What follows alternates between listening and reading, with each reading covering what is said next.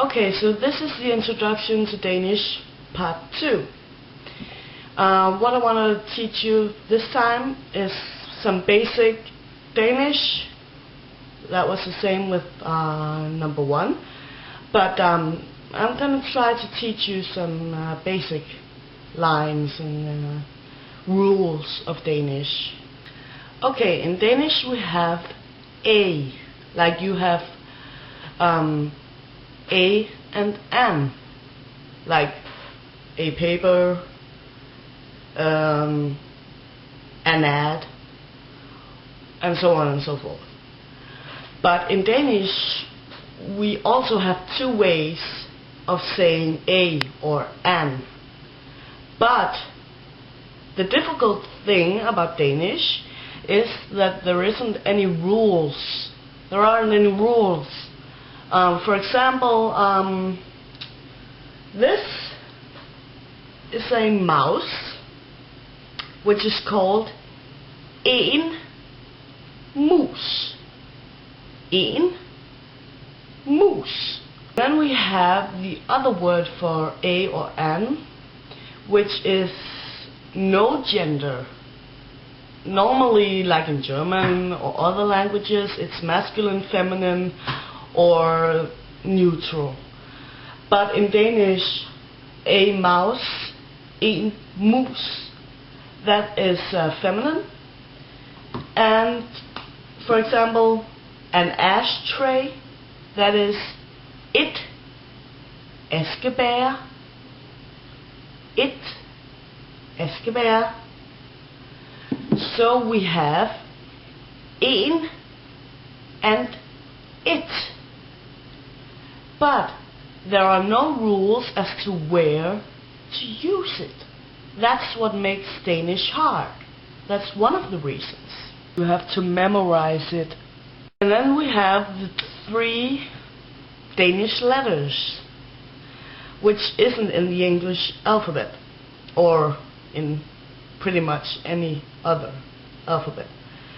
It is æ, æ, ø,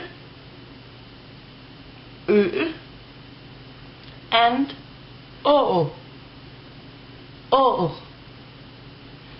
And we use these letters a lot, actually. It is hard to pronounce, especially for English-speaking people, because Danish, you use your whole tongue, your whole mouth to speak, while when you speak English, try to speak for yourself, and then you'll realize that you'll actually only use the front of your mouth. In other languages you use the back, and so on and so forth, but in Danish you use it all. That's what makes it so difficult also. And the thing about is and are, that is the same word in Danish. It is just er. It can be we are, vi er. Vi er. Or it can be I am, jeg er. So it is just the same word. Then we have 2 different ways of saying you. Of course there's a polite way, like you spell you with a big Y if it's polite. Then in Danish it is de, which is actually plural, as in you. But in Danish, if you say in plural you, de, to a person, then it means that you show respect, especially with elderly people. If you want to say you normally, you can say it directly or you can say it indirectly. Du har en bold. That means you have a ball. But that is directly. So it means that if I say you have a ball, then it is you do. D-U. Do. have a ball. Du har en bold. If you want to say I hate you, for example, then it's indirectly. Then it is you, that is dig, die, die. And if I have to say I hate you, which I don't, but it's just an example, I say jeg hader dig. I hate you. But I don't. Don't worry. Don't worry. One, en, or it.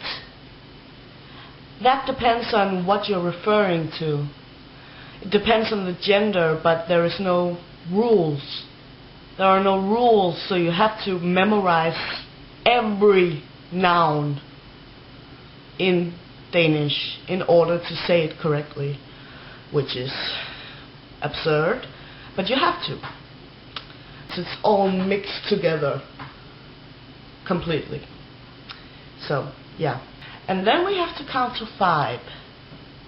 We have 1, which is either en or it. And then we have 2, which is to. To.